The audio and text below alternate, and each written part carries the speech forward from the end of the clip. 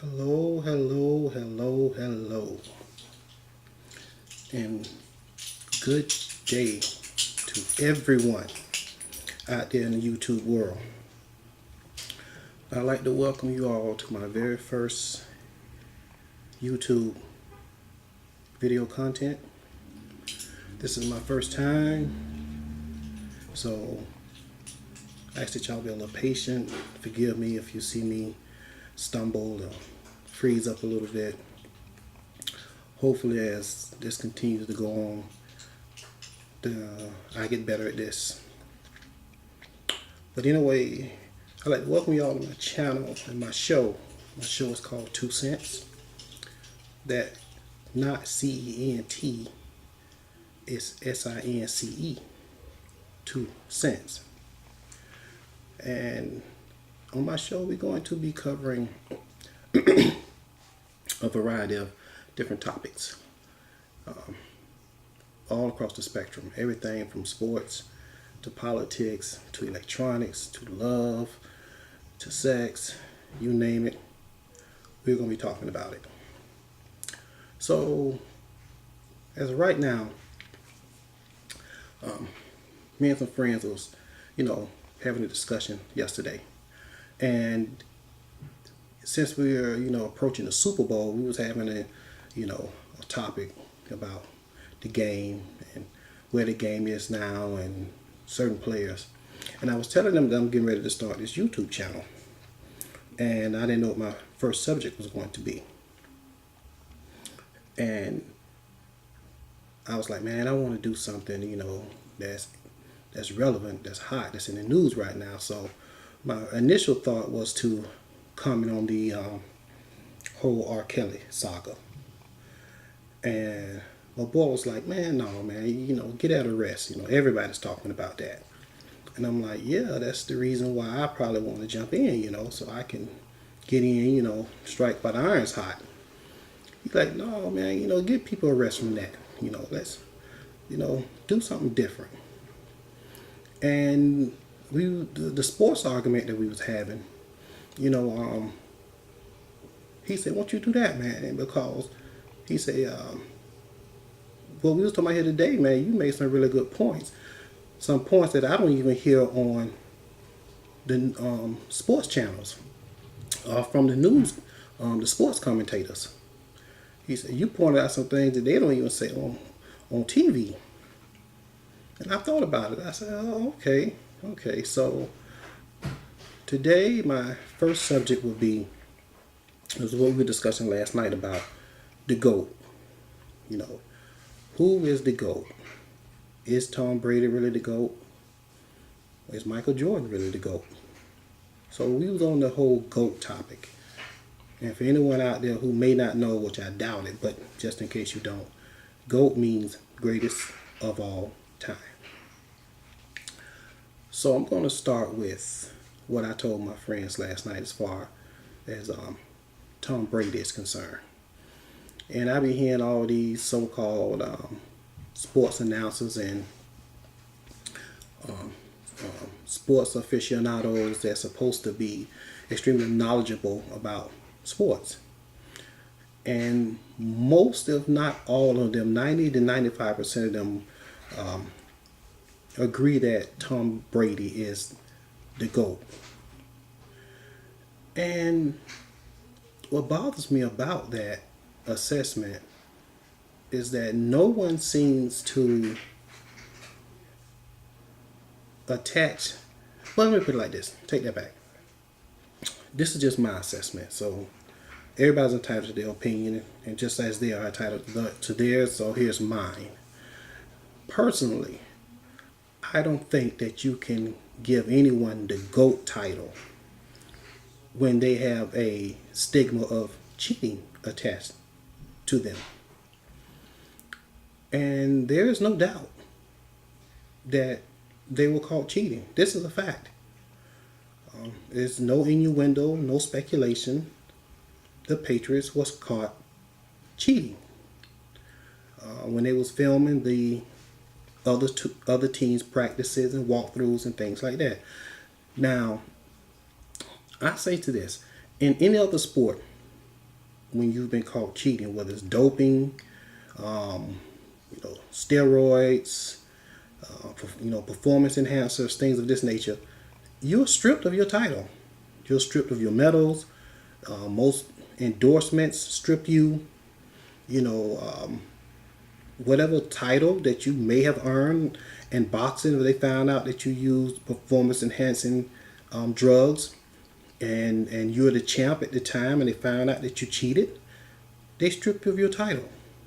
Okay, Tom Brady and the New England Patriots have been caught cheating, and I feel that since the cheating and the method of how they cheated is unknown, who's to say that they're still not cheating? Now, I'm not putting anything out there, but I'm just saying.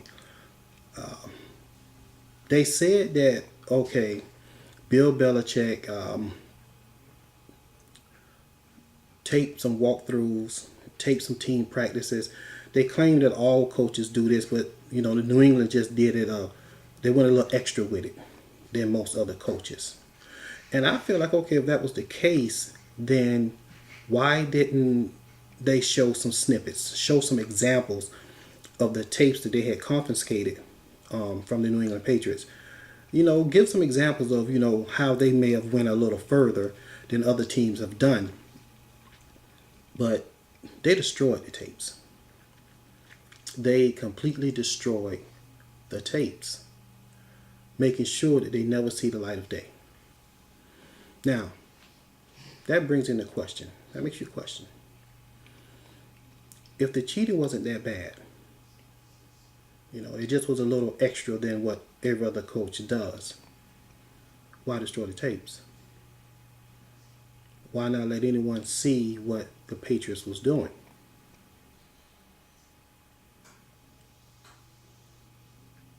To me, that simply suggests that the cheating was far deeper and a lot more than what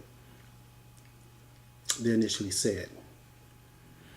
And I know a lot of Patriots fans and Tom Brady lovers would say, well, hey, that was Bill Belichick and the coaching staff. That has nothing to do with Tom Brady. Well, that has everything to do with Tom Brady. Because if the coaches have the signals and the plays and all the hand signals from the other team, who do you think benefits from that? If Tom Brady knows where the blitz is coming from, or if he knows in advance if this safety checks down, or if the corner is going to either press or give a free release, if he knows these things in advance, that is a huge, huge advantage over the other team. So, no, when you've been caught cheating, I don't understand how someone can say that you're the GOAT. And not only were they caught cheating once, they was caught cheating twice with the deflated footballs. They were caught cheating.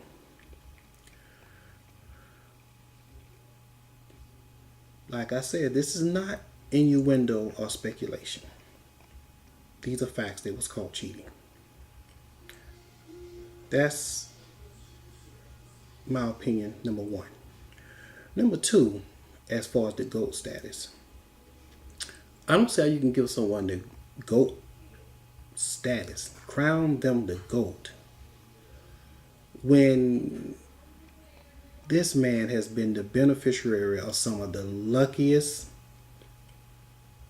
calls, or blatant missed calls, or just blatant flat out bad calls, going all the way back to the Tuck rule. Now, anyone who saw that game know that was a fumble. New England going against the Oakland Raiders in the AFC Championship game. That was a fumble. Call went Brady's way. They wind up winning that game. If they call it a fumble, Patriots don't win that game. Even this past AFC Championship game that just recently played last week Sunday. To my eye, that ball touched Edelman. They called it the other way. The phantom roughing the passer call. They gave them 15 yards in the first down. See, things like this matter. And you end up winning. Even calls that they didn't make, but they benefited from because it was just dumb. Like Pete Carroll not giving Marshawn Lynch that ball on the 1 yard line to let him run that in for the score that would have clinched the game. Yet they threw a pass that was picked off.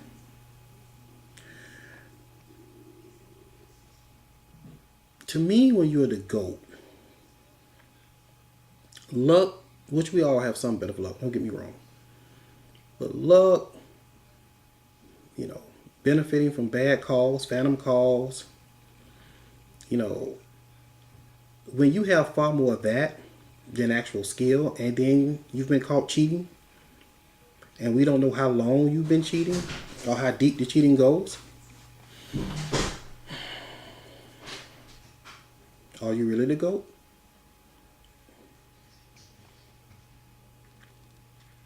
Could a person really say you the GOAT? If you're going to be treated like any other athlete that's been caught cheating, you are automatically disqualified from being the GOAT, in my opinion. Is he a good quarterback? Yes, he's a good quarterback. But he's been to, 8 Super Bowls, won 5, lost 3. Joe Montana won all of his without a single interception in all of his Super Bowl appearances. Not a single interception and not a single loss. So think about that. But yet Brady's the GOAT and has been caught cheating twice. Flat out caught. No speculation. No being accused. Caught. Now, that leads me to my next GOAT conversation. Now, this one got pretty heated last night because this one involves LeBron James and Michael Jordan. Wow. This was a tough one. This was a really tough one for me because I've been alive long enough to have seen both Michael and LeBron. And I grew up a huge Michael fan. I still have all of his shoes, still buy a lot of his paraphernalia. I even YouTube some of his old games. I never in my lifetime thought I would see another basketball player that was as good as Michael. But by the same token, I feel that it's unfair when they compare LeBron James and Michael Jordan. And I say that in this regard. When people compare Michael Jordan and LeBron James, the first thing everyone goes to, the very first thing everybody goes to, everyone's go-to is Michael's 6 for 6. He's undefeated in the finals. He is unblemished. So thereby, how can you compare LeBron James when he's lost, when he's 3-6 in the finals? And this is what I told my friends last night. I'm like, well, first of all, I get so tired of hearing this narrative from the Stephen A. Smiths, the Skip Baylesses, the Jalen Rose, and all these so-called basketball aficionados on ESPN and Fox Sports 1. All of them always talking about Michael being 6-0. The problem I have with that is that no, Michael is not 6-0. The Bulls are 6-0. The Chicago Bulls are undefeated, not Michael. And I would give Michael, or I would give that more credence of Michael being 6-0 and undefeated if he was virtually the reason they won those 6 championships. Now, as I previously stated, I've been alive long enough and I watched all 6 of those championships. And I'm here to tell you, Michael was not the end all, the be all in all 6 of those championships. Everyone contributed in all 6 of those championships. And Scottie Pippen, which I'm definitely going to touch on later, but from Scottie Pippen taking on Magic Johnson in Game 2 of their first championship against the Lakers, because Magic cooked them in Game 1. Let's make no mistake, Magic cooked them. So they put Scottie on him in Game 2, which helped out big time. Slowed Magic down, opened it up so Michael can do Michael things. And then in the Portland series, after Michael had that phenomenal Game 1 when he hit those 6 3-pointers, when he was not known for 3-point shooting, and he got a hot streak and he hit 6 of them and he hit you with this. But in Game 2, the Bulls was down big at home going into that fourth quarter. And it was the bench and the Scottie Pippen and the bench brought them back in that second game.